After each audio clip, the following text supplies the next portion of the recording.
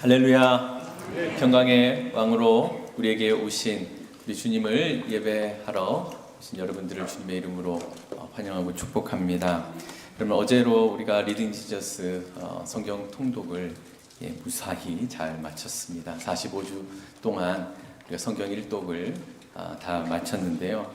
저는 모든 교우들이 함께 매일 같은 성경 본문을 읽으면서 말씀으로 하나 되게 하신 하나님께 참 감사함을 많이 느꼈습니다. 살아계신 하나님의 말씀이 여러분들 심령에 역사하여서 그 말씀으로 인하여 우리의 삶에 또 변화와 또한 성장과 성숙과 또 열매가 있기를 간절히 소망합니다.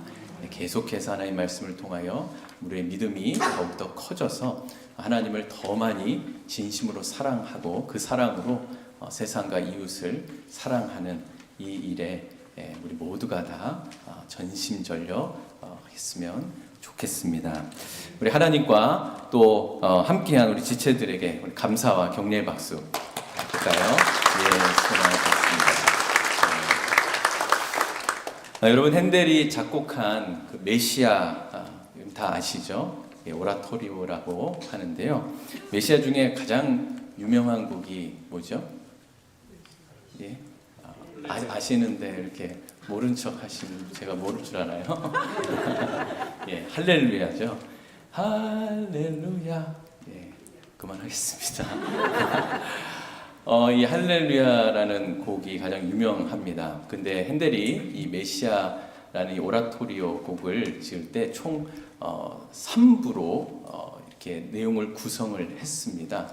1부는 메시아의 그 예언, 탄생에 대한 예언을 내용으로 하는 그 곡을 지었는데요. 총 23곡입니다. 21곡이고요. 또 2부는 예수님의 그 순환과 또한 그 속죄에 관한 내용으로서 총 21곡이 돼 있습니다. 그리고 마지막은 부활과 영생에 관한 내용으로 9곡이 그 마지막 3부에 구성되어 있습니다. 그러니까 총 53곡이 이제 메시아의 이제 오라토리오 곡입니다. 핸델이 메시아 곡을 지을 때요, 그 곡에 가사를 붙였는데 그 가사는 성경의 말씀을 그대로 인용한 그런 구절들이 굉장히 많이 나옵니다. 핸델이 메시아의 가사를 성경에 인용했는데요. 성경에서 가장 많이 인용한 그 성경이 어딜까요? 어떻게 이렇게 참 어느 교회인지 모르겠는데 수준이 아주 높으십니다. 이사야의 말씀을 가장 많이 인용을 했어요. 핸델이 아마 이사야서에서 나타난 메시아에 대한 그 탄생 예언과 또한 예수님의 그 고난과 그 속죄, 이 모든 내용들을 읽으면서 아마 성령의 감동하심으로 이 곡을 지었던 것 같습니다. 오늘 우리가 읽은 이사야 9장 6절 말씀도 이 핸델이 이 메시아 곡, 특별히 2부의 그 곡 중에 그대로 이 가사를 넣어서 곡을 지었습니다. 메시아의 12번 곡입니다. 제목은 한학이 우리를 위해 나셨다. 한학이 우리를 위해 나셨다. 여러분 오늘 집에 가실 때 유튜브로 메시아 12번 이렇게 딱 치면은요, 이 곡이 이제 쭉 나오는데 아무거나 들으셔도 됩니다. 우리를 위해 나셨다. 한학이 우리를 위해 나셨다. 이렇게 가사가 반복되면서 그 어깨 정사가 매일이라 그 이름 부르기를 기묘라 모사라 전능의 주 영원한 아버지며 평강의 왕. 여러분 이 가사를 계속해서 노래하다가 이제 마치게 됩니다. 긴 곡은 아닙니다. 이 곡은요, 들어보시면 전주부터 굉장히 밝고 경쾌한 선율로 등장을 합니다. 아마도 아기가 태어났으니까 너무나 기쁘겠죠. 그 탄생의 기쁨과 희망을 찬양하는 곡입니다. 그래서 이 곡을 들으면 마치 어두운 밤 하늘에 빛나는 그런 별이 반짝반짝한 그런 느낌을 받게 되고요. 또 그 찬란한 빛나는 아기 왕 예수 그리스도 그 메시아의 등장이 이제 선포되는 듯한 느낌을 아주 많이 받는 곡입니다. 그런데 이 놀라운 예언이 주어진 이사야 선지자가 활동한 그 당시에는요, 밝고 경쾌한 이 멜로디와는 전혀 다른 듯한 정말로 어둡고 침울한 그런 분위기였습니다. 오늘 본문 말씀인 이사야 9장 말씀을 이해하기 위해서는 이사야 7장과 이사야 8장의 그 배경을 우리가 먼저 알아야 9장을 우리가 이해할 수가 있습니다. 이사야 선지자가 활동했을 때 그 당시 왕은 남유다의 아하스 왕입니다. 아하스 왕은 남유다가 총 20명의 왕이 있었는데요. 그 중에 12번째 왕입니다. 아하스 왕의 아들이 혹시 누군지 아시나요? 우리가 잘 아는 히스기야 왕입니다. 여러분, 히스기야 왕은요, 남유다 왕들 중에 손꼽을 만한 아주 경건하고 신실한 왕입니다. 아주 선한 왕으로 하나님께 칭찬을 받는 왕이죠. 이렇게 히스기야가 하나님께 신실했으니까 이 아들을 양육한 아버지 아하스도 아주 경건하고 신실하다고 우리가 생각할 수 있겠지요. 그러나 그렇지 않습니다. 아하스 왕은 17년 동안 남유다를 통치하면서 정말 하나님 앞에 불순종만 했던 왕으로 성경은 기록하고 있습니다. 우상 숭배를 했고 나라를 영적으로 타락시킨 그런 왕으로 성경에서 악한 왕으로 그렇게 평가를 받습니다. 아하스 왕이 통치를 했던 그 당시에 이 주변 정세와 정치적인 상황은 굉장히 혼란스럽습니다. 그 당시의 패권은요, 아시리아는 그 제국이 그 당시에 패권을 쥐고 있었습니다. 가장 강력한 힘을 가지고 있었습니다.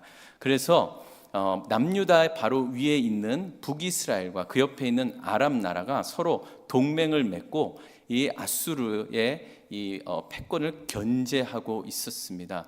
그런 와중에서 이 동맹군 아람과 북이스라엘은 이제 이 아하스 왕을 이 남유다를 점령하기 위해서 예루살렘을 공격하기 시작합니다. 이 아하스 왕은요, 이 위기에서 벗어나기 위해서, 지금 이 내용이 이사야 7장에 나오는데요, 이 위기를 해결하기 위해서 아수르 왕의 도움을 요청합니다. 근데 이 아수르 왕은 아하스 이 요청에 승낙을 하게 돼서 아수르가 이 아람과 북이스라엘의 동맹군을 격파하게 됩니다. 여러분, 아하스가 그래서 살아남게 돼요. 남유다가 이제 어려움에서 벗어나게 됩니다. 이걸 볼 때 아하스 왕이 얼마나 외교적으로 잘 했겠어요. 그래서 아수르를 통해서 나라를 지켜냅니다. 그런데 아하스 왕은요, 이 문제를 해결하게 됨으로써 나라를 지켰지만 결국에는 이 아수르의 속국이 되고 맙니다. 남유다가 사실 이 위기에 처해 있을 때 하나님께서는 그냥 내버려 두지 않으시고 이사야 선지자를 통해서 아하스 왕에게 약속을 하나 주십니다. 어떤 약속이냐면 7장 14절 말씀에 보면은 임마누엘의 약속을 주십니다. 내가 너와 함께 할 것이다. 지금 아람과 이 북이스라엘의 동맹군들이 너를 위협하고 있지만 내가 너와 함께 할 거다. 이 약속을 아하스 왕이 받거든요. 그런데 아하스 왕은 이사야의 이 말을 믿지를 않았습니다. 하나님이 보호해 주시고 지켜주시겠다는 그 약속보다 당시 패권을 쥐고 있던 그 아수르 제국이 자기를 지켜주고 유다를 지켜준다고 믿었습니다. 그래서 하나님보다 아수르 왕을 더 의지하는 결정을 내리게 되지요. 그런데 아하스의 이런 불신앙 때문에 하나님을 버린 결과는 너무나 끔찍했습니다. 유다는 하나님의 경고를 받게 되고요, 심판에 이르게 된다는 그런 약속, 그 하나님의 경고를 받습니다. 그 내용이 이사야 8장의 말씀입니다. 아하스 왕은 유다를 지키기 위해 하나님의 약속을 믿지 않고 아수르 왕의 말을 믿어서 원하는 대로 자기 나라를 보호받았지만 여러분 나중에 어떻게 되냐면요, 그 아수르가 다시 예루살렘을 침공하게 됩니다. 이런 일이 벌어지게 된 이유는 아하스 왕의 불신앙 때문이었습니다. 약속을 신뢰하지 않았기 때문이죠. 임마누엘의 땅이라고 불리는 이 하나님이 세우신 이 나라, 이 유다 땅에 흘러오는 그 심판은 하나님의 백성들조차 하나님의 약속을 어길 경우 하나님의 심판에서 피할 수 없다는 것을 우리에게 보여줍니다. 그리고 8장의 마지막 부분을 보면은 심판받는 유다 백성들이 얼마나 그 흑암 속에서 고통을 받고 있는지 우리에게 너무나 여실하게 보여줍니다. 하나님을 떠난 백성이 맞이하는 절망적인 현실이 어떠한지 한번 8장 22절 말씀을 같이 한번 읽겠습니다. 시작. 땅을 굽어보아도 환난과 흑암과 고통의 흑암뿐이리니 그들이 심한 흑암 가운데로 쫓겨 들어가리라. 정말 절망적이고 비통한 하나님의 경과 심판 속에 유다 백성들이 놓여져 있게 됩니다. 그러고 나서 곧바로 9장 말씀의 분위기가 완전히 반전이 됩니다. 9장 1절 2절 말씀을 보시면요, 전에 고통받는 자들에게는 흑암이 없으리로다. 흑암에 행하던 백성이 큰 빛을 보고 사망의 그늘진 땅에 거주하는 자에게 빛이 비치도다. 이런 9장 1절의 이 말씀과 바로 그 전 8장 22절의 이 말씀은요, 이거 그렇게 연결성이 이렇게 있지 않아 보여요. 왜냐하면 너무나 간단히, 너무나 쉬워 보이는 그런 반전이 일어나는 거예요. 이런 8장 22절의 이 짧은 문장 속에 흑암이라는 단어가 3번이나 나옵니다. 환난과 흑암, 고통의 또 흑암뿐이고 심한 흑암 가운데로. 여러분, 도저히 희망의 빛이라고는 전혀 볼 수 없는 절대적 절망 상태에 빠졌습니다. 흑암이니. 흑암이 뭐예요? 깜깜한 거잖아요. 눈을 떠도 보이지 않는 거잖아요. 희망이 전혀 없는 거잖아요. 그런데 곧바로 9장 1절 2절 말씀에 뭐라 그래요? 흑암이 없어진다. 빛이 보인다. 빛이 비춰진다. 그리고 그 뒤에 말씀도 뭐라 그러면 하나님이 이 나라를 영화롭게 하셔서 즐거움이 회복될 것이다. 여러분, 이 말씀은요, 흑암에 빠져있는 이 유다 백성들에게 너무 현실성이 없는 말씀으로 다가오는 거예요. 실현 가능성이 전혀 보이질 않아요. 그런데 이 9장 말씀에서 중요한 부분은 뭐냐면 흑암이 빛으로 변한다는 것이 아니라 하나님이 그렇게 하시겠다고 하는 겁니다.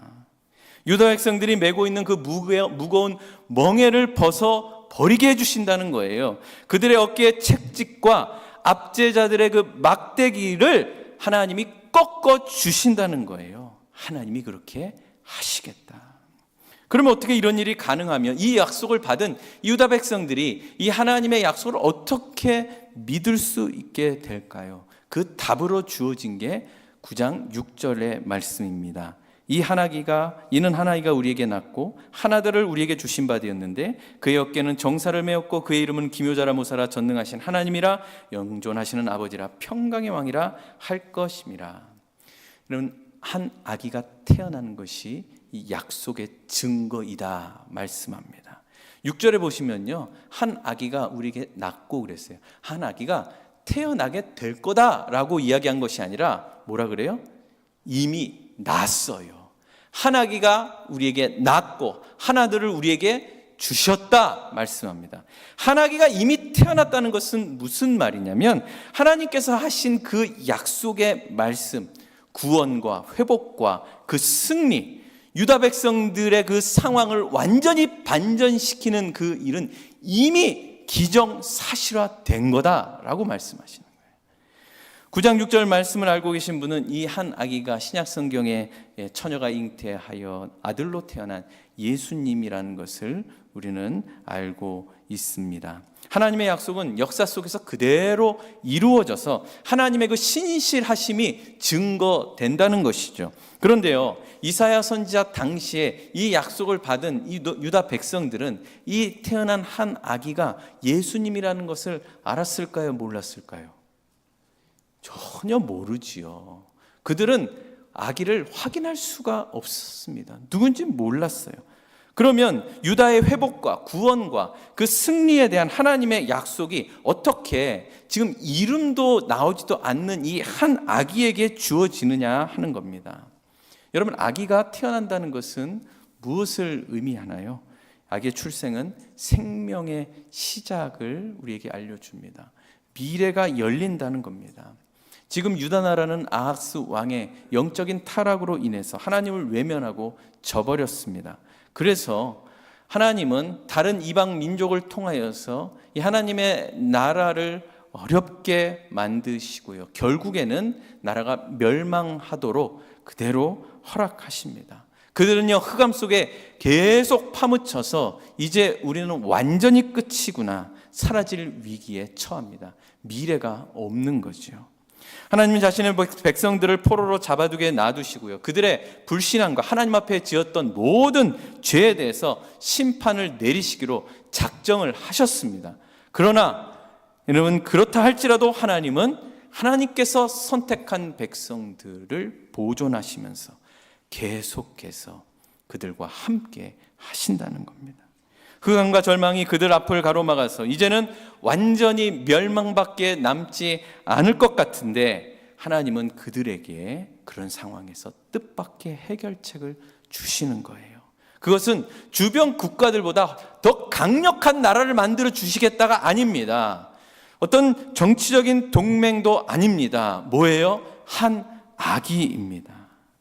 그래서 한 아기는 이런 거예요. 한 아이가 태어날 때마다 하나님은 이 유다 백성들에게 이걸 기억하라는 거죠. 세상의 그 어떤 강력한 그 권세자들도, 또 죽음이라는 것을 피할 수 없는 그 운명의 인생일지라도 모든 것을 가로막는다 해도 생명을 만들어 내시는 하나님은 이길 수 없다. 죽음보다 하나님의 의지가 더 강하다. 이 한 아기의 탄생을 보고 그것을 기억하라는 겁니다. 하나님 자신의 백성을 사랑하기 때문에 비록 그들이 하나님 앞에 심각한 범죄를 저질러서 하나님의 백성이 하나님의 이름을 먹칠한다고 해도 그 죄에 대해서 징계를 받고 유다 나라처럼 나라까지 빼앗기는 일이 벌어진다고 하여도 하나님은 그들을 위해 한 아기를 낳게 하셔서 그들을 위해 새로운 시작과 희망을 열어주신다고 말씀하고 계십니다. 하나님 백성들을 향한 하나님의 의지와 열심이 이 한 아기를 통하여서 나타나고요, 죽음보다 더 강한 하나님의 그 사랑은요, 흑암에 뒤덮인 하나님의 백성들의 삶에 비춰져서 그 빛으로 인해 진정한 평강이 비로소 찾아오게 된다는 사실입니다.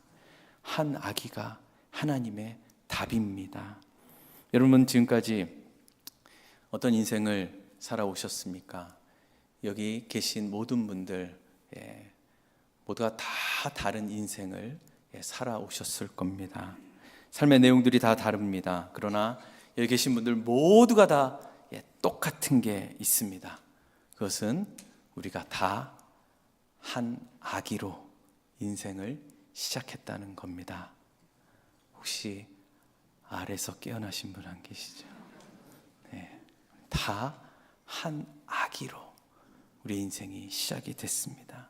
한 아기로 태어났다는 것은 믿는 가정에서 태어났든지 혹 믿지 않는 가정에서 태어났든지 또 부유한 가정에서 태어났든지 아니 그것보다 못한 가정에서 태어났든지 상관없이 모두 다 하나님이 생명을 주셔서 인생이 시작이 됐고 지금까지 하나님이 주신 생명으로 오늘 예배 자리까지 나오시게 된 겁니다.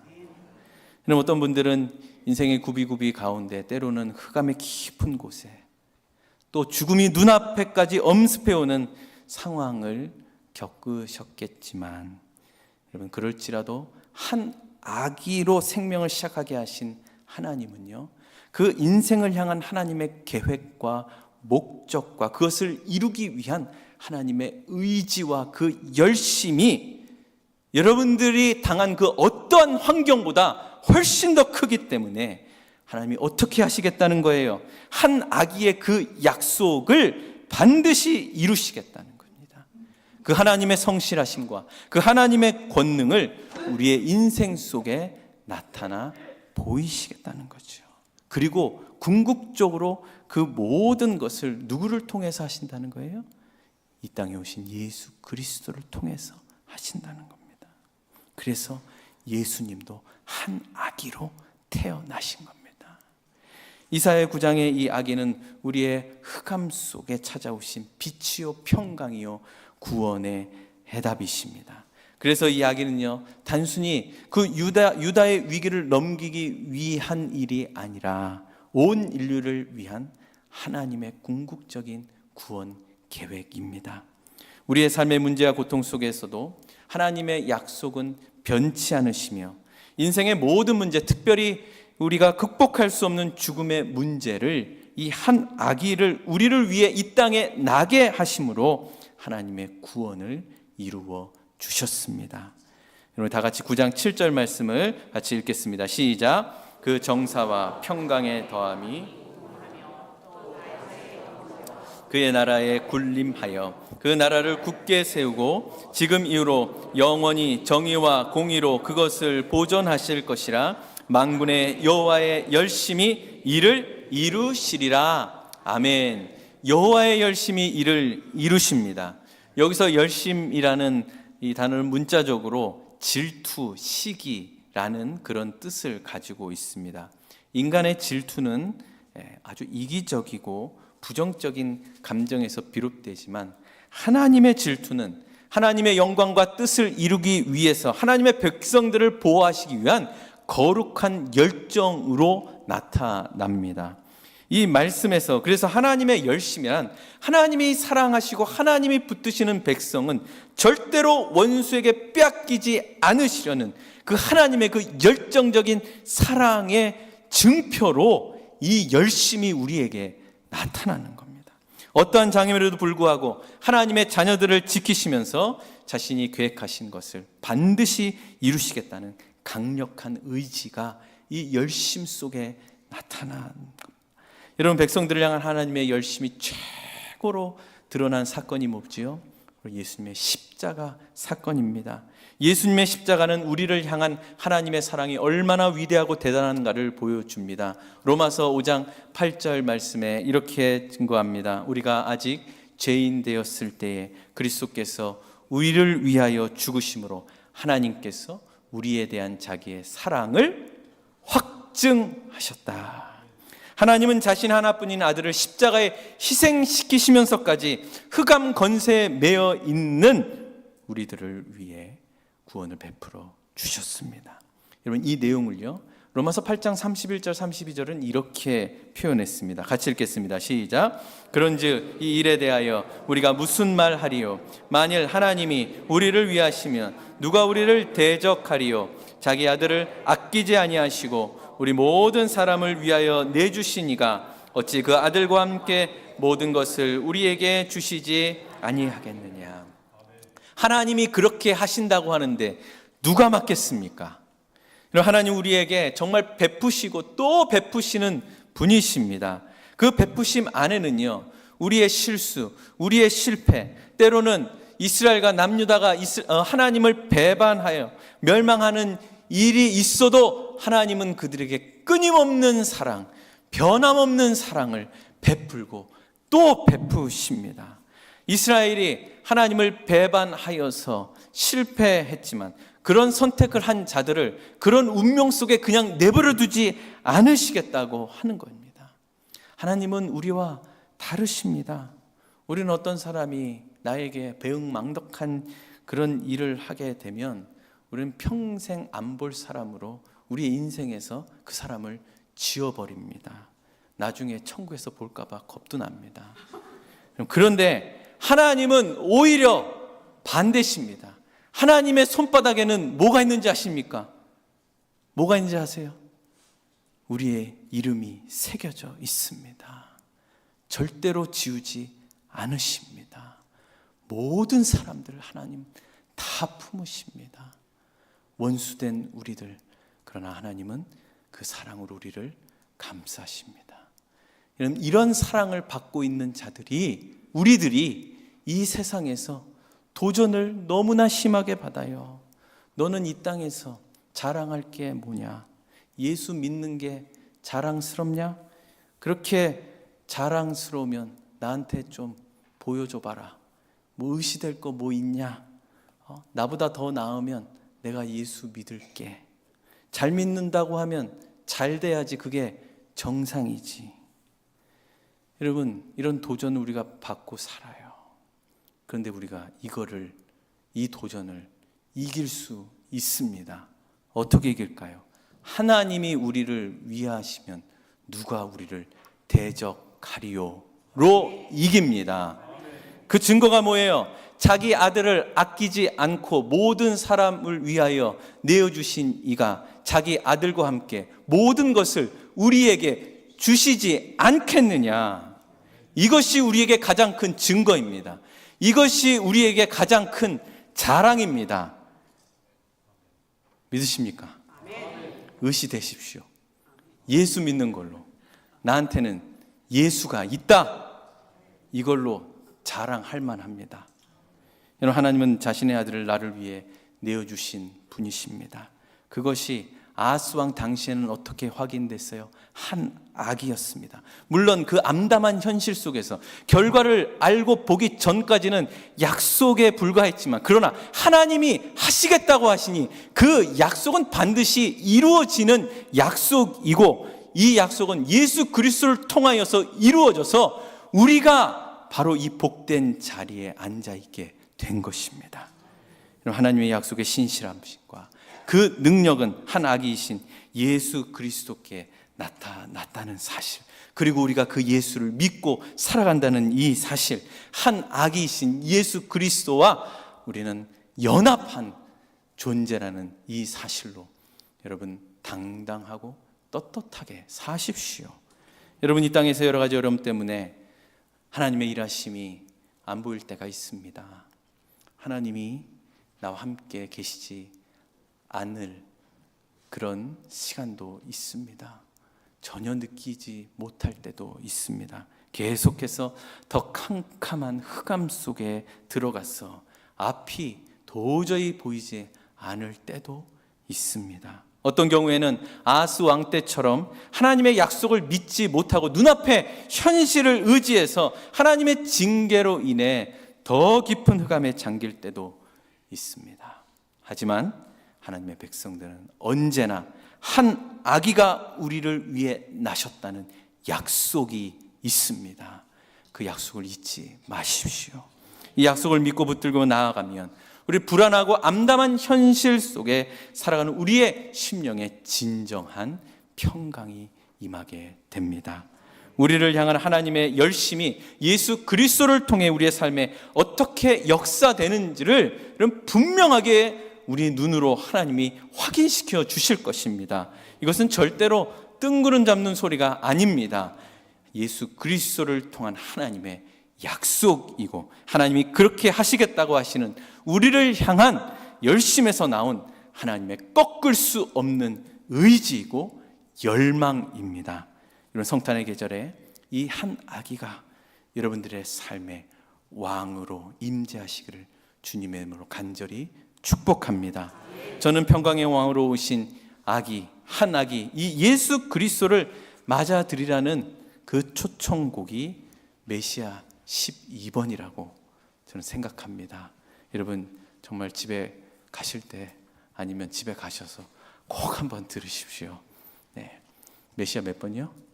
12번입니다. 죄의 어둠 속에 있는 우리들에게 한 아기를 통하여 빛을 비춰주시고, 두려움 속에 사로잡혀 있는 우리에게 한 아기를 통하여 평강을 주십니다. 이 예수 그리스도의 초청에 여러분 반응하십시오. 그렇게 응답하는 자들에게 하나님이 꼭 그렇게 하시겠다는 그 주의 거룩한 약속이 여러분들 인생 속에 하나님의 일하심으로 나타나게 될 줄